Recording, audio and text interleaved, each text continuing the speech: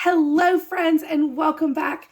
Today we're going to be doing the second ferment. It has been 7 days, I think, to the day, and my voice is just now starting to come back. We have a few different recipes of different concoctions that we're making, plus another fun thing that we're doing.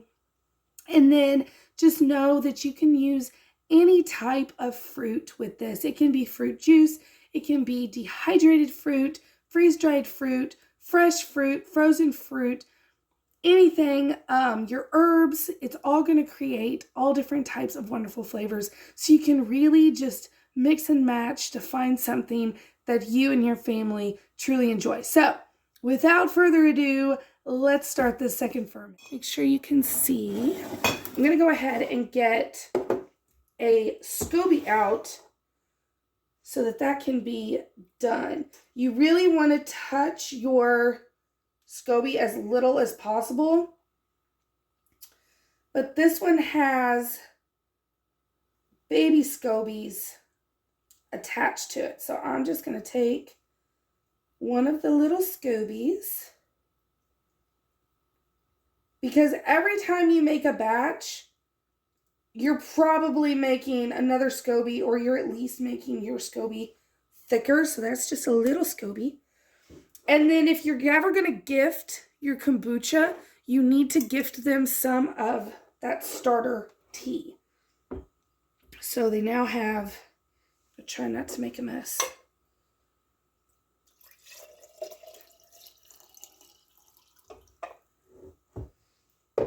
I'll go ahead and give her a,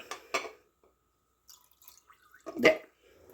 And then she's getting this tomorrow. So I'm just going to go ahead and leave it be.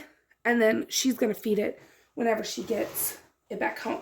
Okay, now that we have that out of the way, on to flavoring our kombucha. Today I'm going to be using grapefruit because I love grapefruit. And I also know that I like the store-bought grapefruit. So we're going to kind of play around with it. For 1 gallon worth of kombucha, you need about a cup of juice. And it's not precise. I have a couple seeds in here, but I think the seed just fell in there. But it's not precise measurements. You can, excuse me, you don't have to be 100% accurate. Just kind of evenly distribute, evenly distribute as best as you can.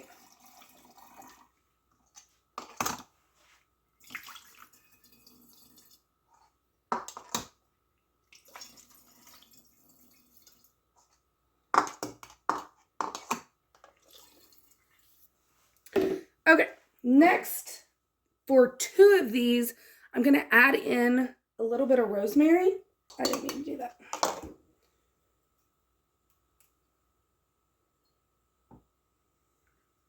Okay, next, I'm going to add honey to one of them and not to the other.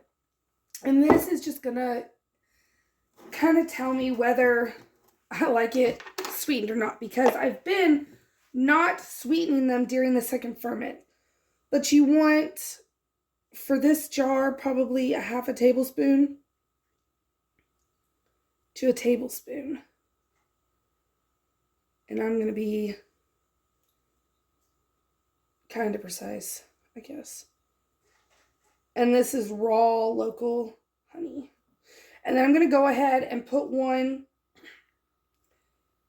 tablespoon in a back jar for a different recipe. Oh, that's a lot more. In these back 2 jars, I don't have fresh ginger, so I'm just going to be using some ground ginger for some flavor, because apparently ginger goes well with grapefruit. But no, you can also mince up some fresh ginger and put it in there. Okay. And again, 1 is sweetened with honey and 1 is not. And then you just pour your tea in there, and I like to do it to about right here. I like to give it plenty of room to carbonate and fizz up and stuff, so I like to go to about right here on the jars.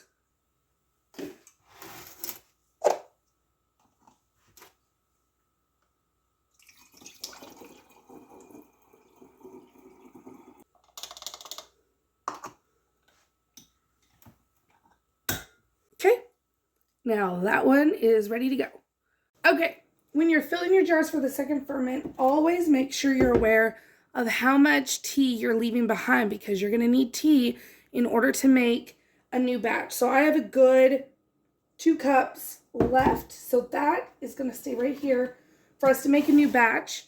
We would have had a little bit more, but remember, I did fill this up to be able to gift some kombucha. So this one is actually going to have some of our experiment kombucha in it. So this is the hibiscus, and if it works out good, I will be making a video on it. But you can see it dyed my SCOBY a real pretty red. And it smells so good. So we're going to do one that has the ginger and grapefruit in it. And then this is the hibiscus tea. And then the other one, I'm going to add some strawberry to it. So that one is going to be just like that.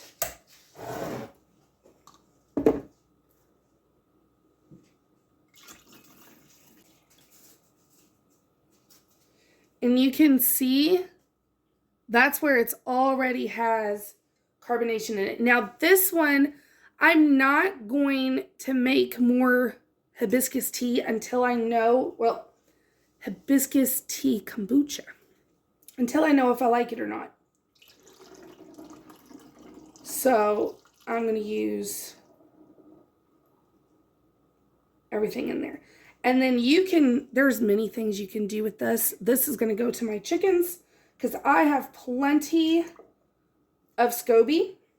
So I'm not worried about losing that one. So now let me get some strawberries. Actually, I lied.